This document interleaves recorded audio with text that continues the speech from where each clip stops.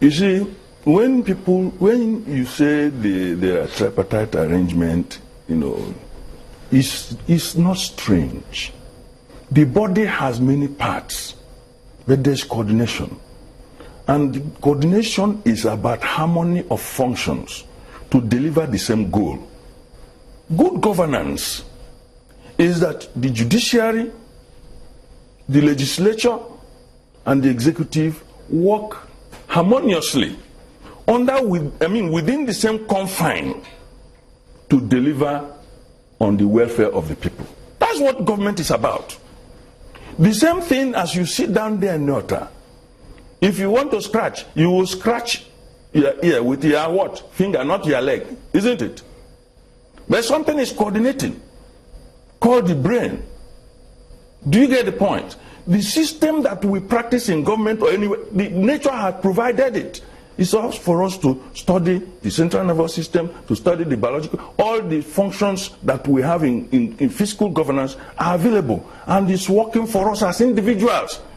So why do we want to bifurcate when we come to the issue of governance? So when you're talking about presenting, and that they have quoted copiously the Constitution, that the president should cause to be prepared and laid before the National Assembly. Which did happen. Which did happen. You understand? If you want to stretch the argument, because what has not been excluded expressly cannot be argued if you want to include it. If the Constitution didn't say, thou shalt not drink tea, you understand what I mean? If you drink tea, nobody can punish you. Do you think there's a crime committed here? Because you have to lay the... That is why I'm telling you, you don't have to jump. Because I don't want to join the fray of egregious folly, where when they say, oh, everybody will say, yes, yes, yes. Because if it happens to you, I've had people even call everybody in the National Assembly criminals. It's not necessarily so. Just the same way you will not call everybody in the executive angels. So the point is here that we have to lay the foundation. Now, money may not be missing now, but it may have been missing under that same concept, which is probably why you can imagine why our politics have become pernicious. Because to go to National Assembly or run for any office is a war. It's a war. And you'll be wondering, is it to serve the people or to ingratiate yourself? Michael has to get a question in. Go ahead, Michael.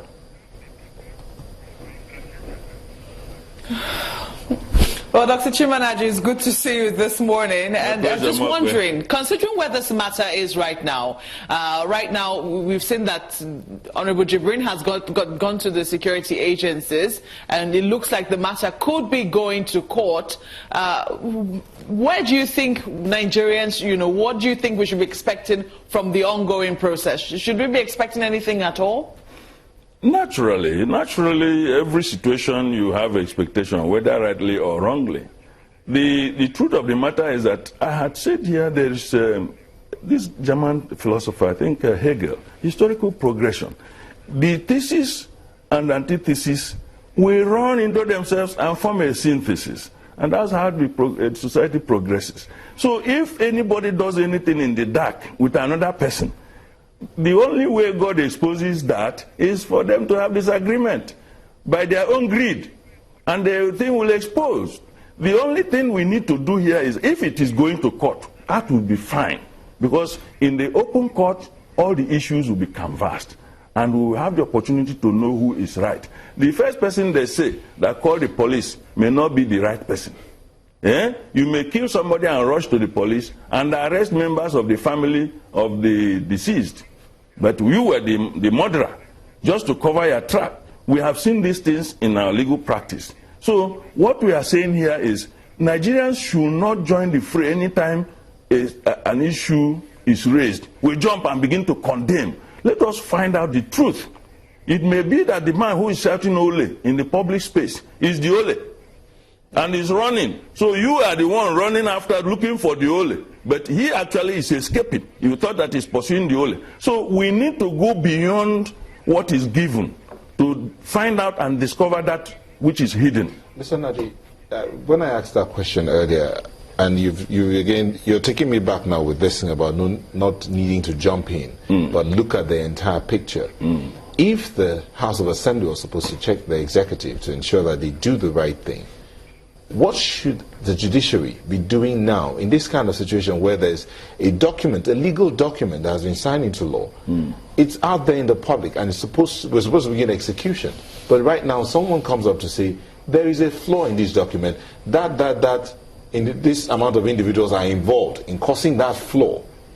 What should the judiciary be doing now? The judiciary, unfortunately, will not activate the process. It is what you bring to the judiciary that the judiciary will look at. That's the beauty of the legal process.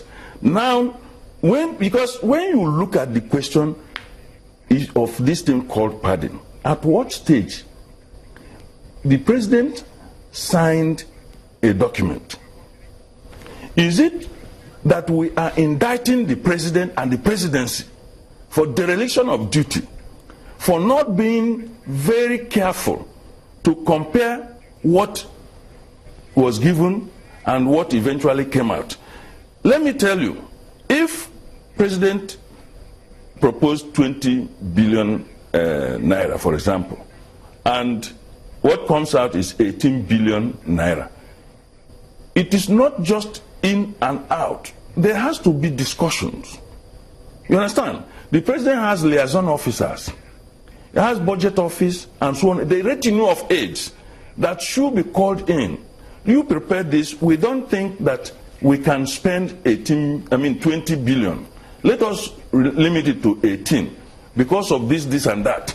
Okay, we think that 20 billion is very small, considering that we need to reflect the economy. Right. We have sought consultations from people. Let us harmonize these things and come out. Give us a moment. Yes. We'll be back.